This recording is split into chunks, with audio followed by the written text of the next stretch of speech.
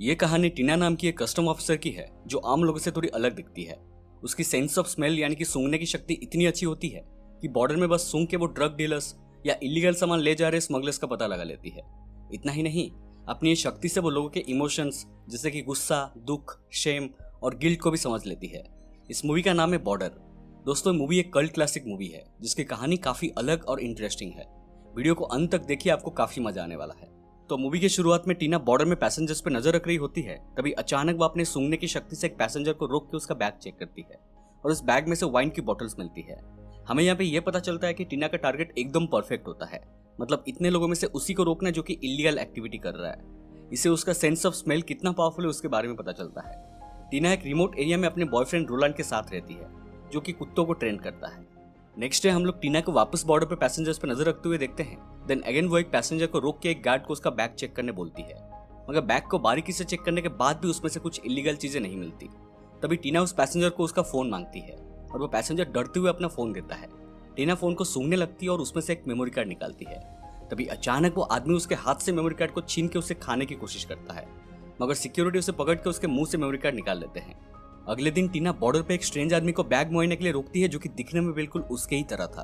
टीना थोड़ी हैरान हो जाती है, लेकिन उसके बैग से इंसेक्ट्स और एक मैकेनिकल डिवाइस मिलता है जो कि इलीगल नहीं था, इसलिए टीना उसे जाने के लिए कहती है। नेक्स्ट सीन में हम टीना को उसके पिता से मिलते हुए देखते हैं जो कि दिखने में बिल्कुल आम लोग की तरह ही थे। ये दोनों कुछ नॉर्मल स्टफ के बारे में बात करते हैं, जिसके बाद टीना अपने घर लौट आती है। अगले दिन टीना को पता चलता है कि जिस आदमी को उन्होंने मेमोरी कार्ड के साथ पकड़ा था वो एक पेडोफाइल है और उस मेमोरी कार्ड में चाइल्ड पोर्नोग्राफी का कंटेंट मिला है। उसके बॉस उसे मिलने बुलाते हैं और पूछते हैं कि उसे उस मेमोरी कार्ड के बारे में कैसे पता चला। टीना जवाब देती है कि वो अपने सेंस ऑफ स्मेल से लोगों की भावनाओं को समझ सकती है।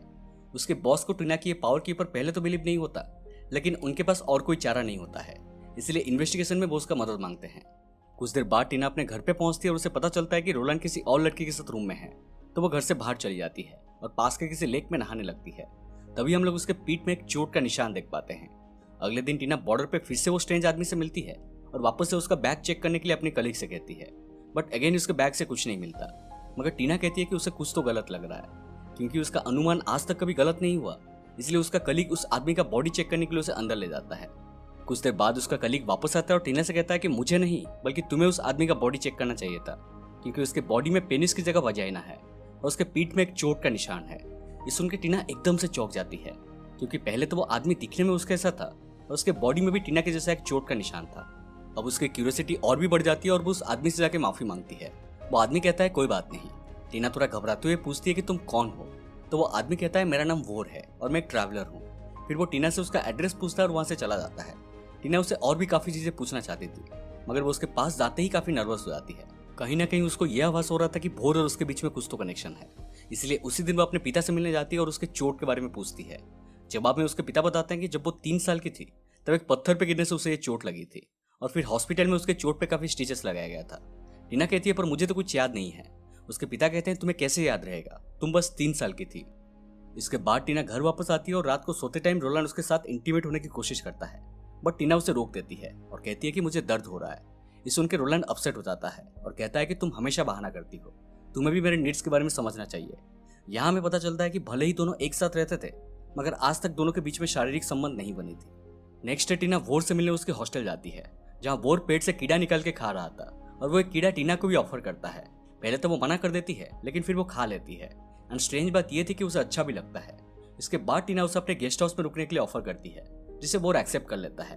टीना उसे अपने घर लाती है, जहाँ रोलैंड के कुत्ते उसे देख के भौंकने लगते हैं, मगर वोर एक अजीब तरीके से गुर्राने लगता है, जिससे कुत्तों की फट जाती है और वो चुप हो जाते हैं। फिर टीना उसे रोलैंड से मिलवाती है, जो वोर को देख के बिल्कुल भी खुश नहीं होता। टीना वोर को उसकी रूम दिखाती है, जहाँ पे वोर उसे किस करने की कोशिश करता है, बट टीना खुद को थका हुआ बोल के खुद के रूम में चली जाती है। अगले सीन में हम लोग टीना को एक पुलिस ऑफिसर के साथ देखते हैं जो कि चाइल्ड पोर्नोग्राफी के मामले की इन्वेस्टिगेट कर रहे थे। तभी टीना किसी स्ट्रेंज आदमी को देखती है जिसमें से शेम और सेक्स की स्मेल आ रही थी, और स्मेल को फॉलो करते हुए दोनों एक घर के सामने पहुंचते हैं। उसे अंदर से एक बच्चा की स्मेल भी आती है, लेकिन वो पुलिस ऑफिसर श्योर नहीं था कि वहां पे कोई गलत काम हो भी रहा है या नहीं, इसलिए वो लोग वहां से चले जाते हैं। ऑल्दो टीना बिल्कुल श्योर थी कि वहां पे कोई गलत काम हो रहा है। इसी बीच हम लोग वोर को जंगल में देखते हैं, जहाँ पे वो जोर जोर से चिल्ला रहा था, और कुछ देर बाद वो एक बच्चा को जन्म देता है, जो कि बहुत ही अजीब था क्योंकि वो एक आदमी है। नेक्स्ट डे टीना अपनी बॉस से परमिशन लेके एक पुलिस अफसर के साथ उस घर में घुसती है जब वो लोग नहीं होते हैं। वो अपनी सेंस यूज करके पूरे घर को बारीकी से चेक करती है और कुछ देर बाद उसे एक ट्रॉफी के अंदर एक कैमरा मिलती है जिसमें चाइल्ड पोर्नोग्राफी की क्लिप्स होती है। पुलिस उस घर का ओनर पैट्रिक को अरेस्ट कर लेती है, बट ये पता नहीं लगा पाती कि उन बच्चों की हेराफेरी यानी कि ट्रैफिकिंग कौन कर रहा है। अगले दिन भयानक तूफान आती है और वो और टीना डर के मारे एक टेबल के नीचे छुप जाते हैं। और तूफान के बाद वो लोग जंगल में जाते हैं, जहाँ फाइनली दोनों किस करते हैं। टीना उसको बताती है कि वो डिफॉर्म्ड है, जिससे उसे सेक्स करने में काफी डिफिकल्टी होती है और वो बच्चा पैदा नहीं कर सकती। इस सुन के वोर कहता है कि तुम परफेक्ट हो, तुम्हें लोगों की बातों को इग्नोर करना चाहिए। ये दोनों अब एक दूसरे के और भी करीब आते हैं और वोर उसे एक्साइट करने के लिए उसके प्राइवेट पार्ट को टच करता है, बट सरप्राइजिंगली टीना की ग्रोइन से एक पेनिस बाहर निकलता है और दोनों चिल्लाते हुए वाइल्डली इंटीमेट होने लगते हैं। इंटीमेट होने के बाद टीना उसे पूछती है कि हम क्या है। जवाब में वोर कहता है कि हम इंसान नहीं हैं, हम ट्रॉल्स हैं। टीना पूछती है कि क्या हमारे जैसे और भी हैं। वोर कहता है एक ग्रुप है जो अभी फिनलैंड में रहते हैं और हम उनके पास तभी जा पाएंगे जब वो हमें ढूंढेंगे। अब टीना कुछ ज्यादा ही एक्साइटेड हो जाती है जब फाइनली उसे अपनी आइडेंटिटी और सेक्सुअलिटी के बारे में पता चलती है और वो दोनों जंगल में नंगा पुंगा भागने लगते हैं और लेक में जाके फिर से इंटीमेट होते हैं। फिर ये दोनों टीना के घर जाके रोलैंड के साथ डिनर करते हैं। रात में दोनों फिर से एक दूसरे से बातें करते हैं, जहां वोर उसे बताता है कि तुम्हें तो किसी इंसान ने अडॉप्ट कर लिया था, तुम्हारे पेरेंट्स का तो मुझे नहीं पता, बट मेरे पेरेंट्स को 10 साल तक इंसानों ने टॉर्चर किया है। यहाँ पे वोर की बातों से पता चलता है कि वो इंसानों से कुछ ज्यादा ही नफरत करता है। तभी टीना उसे बताती है कि उसने अभी एक कपल को चाइल्ड पोर्नोग्राफी के लिए पकड़वाया है और वो दोनों एक साधारण कपल की तरह दिखते हैं और एक नॉर्मल घर में रहते हैं। कैसे कर सकते हैं वो लोग ऐसा बच्चों के साथ। तो वोर कहता है कि सारा इंसान जात बुरा है और वो अपनी खुशी के लिए किसी को भी टॉर्चर कर सकते हैं, बट टीना कहती है कि सारे इंसान इविल नहीं होते हैं, जैसे कि मेरे डैड। तो वोर कहता है कि तुम्हारे डैड ने पूरी लाइफ तुमसे झूठ बोला है कि तुम उनकी बेटी हो। इसके बाद टीना अपने डैड से मिलती है और उसके असली पेरेंट्स के बारे में पूछती है और उसके डैड उसकी बातों को इग्नोर करने की कोशिश कर रहे थे। जब वो नहीं मानती तो उसके डैड गुस्से में बोलते हैं कि तुम्हारे पेरेंट्स मर गए। तभी वहां पे एक नर्स आती है और टीना को जाने के लिए कहती है। टीना अब गुस्से में घर आती है, जहाँ रोलैंड का कुत्ता उसके ऊपर भौंकने लगता है। वो भी बोर की तरह गुर्राने लगती है और रोलैंड को घर छोड़ के जाने के लिए कहती है और मॉर्निंग में रोलैंड घर छोड़ के चला जाता है। टीना बोर के घर जाती है और उसे फ्रिज से कुछ स्मेल आती है, बट फ्रिज पे टेप लगी होती है। वो उस टेप को खोल के फ्रिज चेक करने के बारे में सोचती है, बट तभी बोर आ जाता है। वो बोर से फ्रिज पे लगी टेप के बारे में पूछती है तो बोर कहता है कि कभी कभी प्रिवेसी जरूरी होती है और ये दोनों फिर से लेक में जाके अपना नंगा नाच शुरू करते हैं। मतलब सच में ये लोग जो कुछ भी थे, इनका सेक्स तो BDSM से भी काफी वाइल्ड और भयानक है। टीना को अब क्यूरियोसिटी था कि उस फ्रिज में क्या है, इसलिए वो वापस उसके घर जाके फ्रिज को चेक करती है, जहां उसके अंदर उसे एक बॉक्स मिलता है। बॉक्स खोलने पर टीना चौंक जाती है क्योंकि उसके अंदर एक प्री मैच्योर्ड बेबी था। टीना उस बेबी को छूती है तो उसकी उंगली अंदर दब जाती है, मतलब उसका बॉडी काफी मुलायम था। टीना को कुछ समझ ही नहीं आ रहा था कि ये क्या है, इसलिए वो उसे वापस फ्रिज के अंदर रख देती है। दोस्तों, मैं आपको यहाँ पे बता दूं कि ये बच्चा वही बच्चा है जिसको कुछ दिन पहले वोर ने जंगल में जन्म दिया था। सीन अब सीधा पुलिस स्टेशन पे शिफ्ट होता है, जहाँ पे अक्यूज्ड लेडी से पूछताछ हो रही होती है। वो बताती है कि बच्चा सप्लाई करने का काम एक आदमी करता है जिसे उसका हस्बैंड पैट्रिक जानता है। पैट्रिक ने उसको सिर्फ एक ही बार देखा है। अब हम लोग पैट्रिक को 2 पुलिस अधिकारी के साथ एक पुलिस वैन में देखते हैं। तभी वैन के सामने एक जानवर आता है तो ड्राइवर वैन को रोक देता है। इसी बीच पीछे से अचानक वोर आता है और पैट्रिक को वैन से बाहर निकाल के मार देता है। कुछ देर बाद क्राइम सीन पर इन्वेस्टिगेट करने के लिए टीना आती है और उसे वहां वोर की स्मेल आती है, बट वो किसी को इसके बारे में नहीं बताती। टीना अब सीधा वोर के पास आती है और उसे कहती है कि तुम ही बच्चों की सप्लाई करते हो। वोर ये एक्सेप्ट करता है और बताता है कि ये सब मैं इसीलिए करता हूँ क्योंकि इंसान इससे हर्ट होते हैं। टीना उसे फ्रिज में रखे बेबी के बारे में पूछती है तो वोर कहता है कि वो कोई बेबी नहीं है, वो एक अनफर्टिलाइज्ड एग है जो कि मेरा है और ये ज्यादा दिन तक जिंदा नहीं रहते हैं, सिर्फ खाते हैं और सोते हैं और मेरे अंदर से ये रेगुलरली बाहर निकलते रहते हैं। टीना पूछती है कि तुम इनका क्या करते हो। वो कहता है मैं इनको इंसानों के बच्चों के साथ एक्सचेंज करता हूँ और बाद में इंसानों के बच्चों को पोर्नोग्राफी के लिए बेच देता हूँ। ये सब सुन के टीना एकदम से गुस्सा हो जाती है और वहां से चली जाती है। नेक्स्ट डे वो अपने पड़ोसी के घर के बाहर एम्बुलेंस देखती है और घर के अंदर जाके उसे पता चलता है कि उनका बेबी किसी ने एक्सचेंज कर दिया है। उसे समझने में जरा भी देरी नहीं लगती कि ये काम बोर का ही है।